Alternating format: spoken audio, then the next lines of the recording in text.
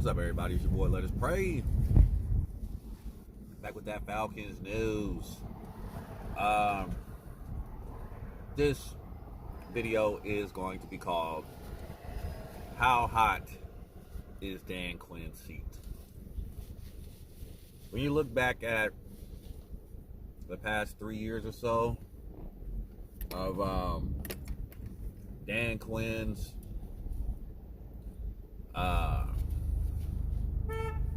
experience with the Atlanta Falcons, up 28-3 in the Super Bowl, seemingly about to win his first championship.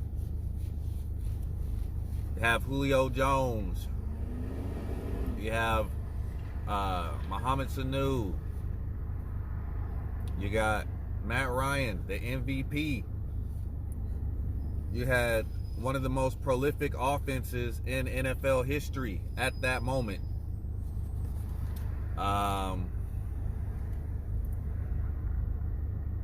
Then it all collapsed. You had Devontae Freeman balling out of control. You had Tevin Coleman that was balling. Then it all collapsed, man. Ever since then, the Falcons have looked like a shell of themselves. Some may say it's because Kyle Shanahan left the team. Some may say it's because of Dan Quinn's choice of coordinators, offensively and defensively. I don't even remember the guy's name. He was so bad. Tried to forget his name. But the guy from Alabama, Steve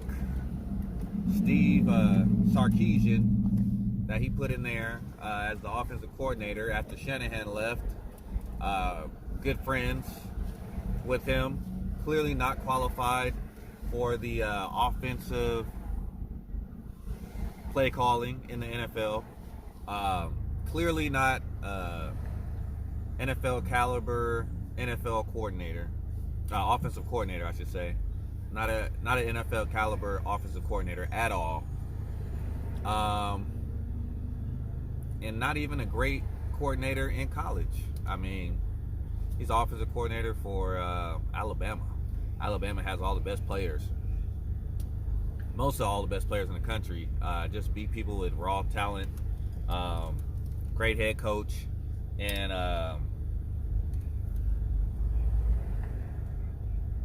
Nick Saban. So what all does he really have to do at Alabama, you know? So my question is, how hot is your seat, Dan Quinn?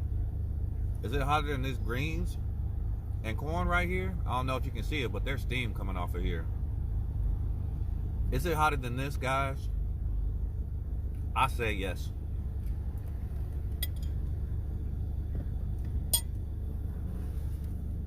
We have one of the highest paid quarterbacks in the NFL, Matt Ryan.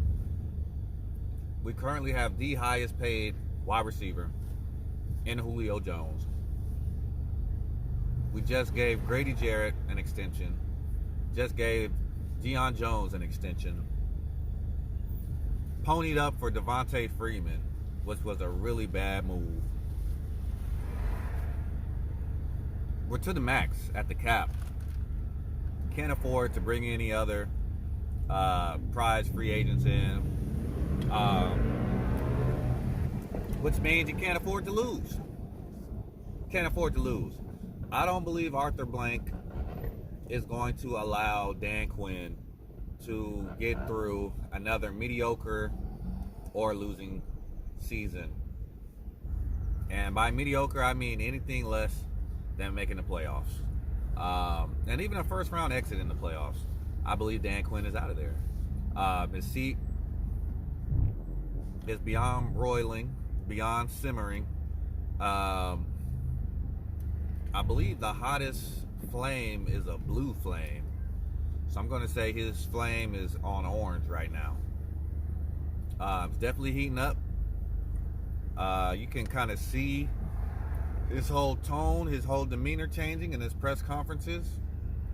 The questions, the line of questions by the media in Atlanta have really somewhat turned away from the team, and they're now focusing on Dan Quinn.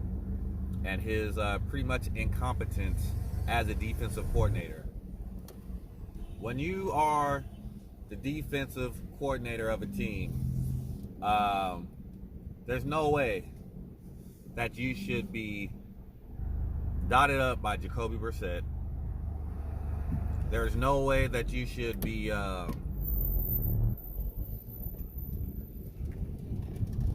that you should let a team only throw 10 times on you.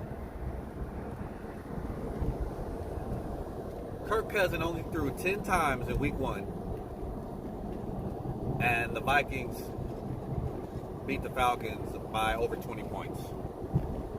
They only had to throw 10 times. You have a huge problem stopping the run. You have not addressed that since the 2016 season. Vic Beasley, you give him an extension, or you give him the 5th-year option. Why? He hasn't produced at all since 2016. Glaring issues on the defensive line. Glaring issues in the secondary. Glaring issues with penalties that are keeping drives alive for your opponent week after week after week, year after year. So Dan Quinn, this is all on you, man. You fired the defensive coordinator this season. You are responsible for the defensive plays. You fired the offensive coordinator. You brought in Dirk Cutter, which I like that move. But we're going to have to score 50 points a game because the defense is still bad. The defense looked okay against the Eagles. But like I said, the Eagles were missing 2 of their best receivers, one of their best running backs. Oh boy, Nelson Aguilar dropped a wide open pass that would have went for a touchdown that could have possibly won the Eagles the game. So I was not proclaiming the return of the Falcons defense. I did like the pressure that they were generating, but also Carson Wentz was able to get away from a lot of the pressure. There were a lot of missed sacks in that game. There were some missed sacks in this Colts game as well, quite a few of them. But too many penalties, 16 penalties. This team has been very undisciplined under Dan Quinn. I've heard from a lot of analysts and also fans saying that he's not hard enough on this team. The team is too soft. He wants to be the players' friends instead of being their coach. And you know what? I wasn't really buying into that, but now I'm kind of seeing, the fruits of those comments. When you have a team that's so undisciplined, you beat yourself. Opponents don't even need to win the game. You hand them the game. You stop them on 3rd down, but you give them a 1st down because you're holding. Stop them on 3rd down, give them another 1st down because you got pass interference. Stop them on 3rd down, you give them another 1st down because you're offsides. You're roughing the passer. You're unnecessary roughness. I mean, the list goes on and on and on with all these things that have been happening over the years. So, Dan Quinn, man, your seat is, in my opinion, you're on an orange flame right now. You lose 1 or 2 more games in a row, and I could honestly see the Falcons making a change before the season is over, because it's completely unacceptable to have so much talent on this team and be losing. I mean, nothing against the Colts at all, but the Falcons should have won that game. The Falcons have the better team, the better talent. T.Y. Hilton went out in the game. This guy, Zach Pascal, he was wide open twice for touchdowns. I mean, busted coverages. Guys are wide open. Marlon Mack makes some huge runs in the game. Can't be tackled. He looks like Bo Jackson out there. It's unacceptable. Unacceptable. So, Dan Quinn, I don't wish anybody's demise, man. I know this is a job. The man has a family. But I want to put the best product out there, man. I'm a big Falcons fan. and I want us to be successful. I want us to win the Lombardi Trophy. And I just don't think Dan Quinn is the right man for the job. So it's your boy, Let Us Pray.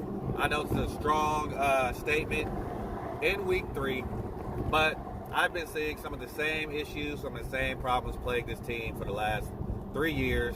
I do believe it's time to make a change. Unless Dan Quinn can turn this ship around, I don't foresee him being the coach at the end of this season. So hit me up with your thoughts, man. Leave some comments, please. You don't have to leave any likes if you don't like my take. I mean, if you disagree with what I'm saying, let me know, man. Speak your piece, speak your mind. Like I said, it is early in the season. Season's not over, 1-2. But like I said, it's the same glaring issues that we've had year after year. So thinking that it's magically going to turn around, I think it's kind of naive at this point as a Falcons fan. We need a new coach in there, a new voice. We need someone that can get the most out of these players. I don't see Dan Quinn getting the most out of his players. I don't see it. I don't see that. I mean, I don't see that at all. Especially defensively. Offensively, we get off to some slow starts, but we eventually heat up. And that's another thing with the, starting on the road. It's like the team doesn't realize they're in a football game until after halftime. So we spot teams 14, 28 points to start off the game, and then we want to start playing football in the third quarter. You can't do that in the NFL, man. So Falcons all day, man. I just want my team to be a winner. Dan Quinn, your seat is hot, buddy. It's your boy, Let Us Pray. Hope you guys have a blessed and prosperous day, and we out. Enjoy your Tuesday. Peace.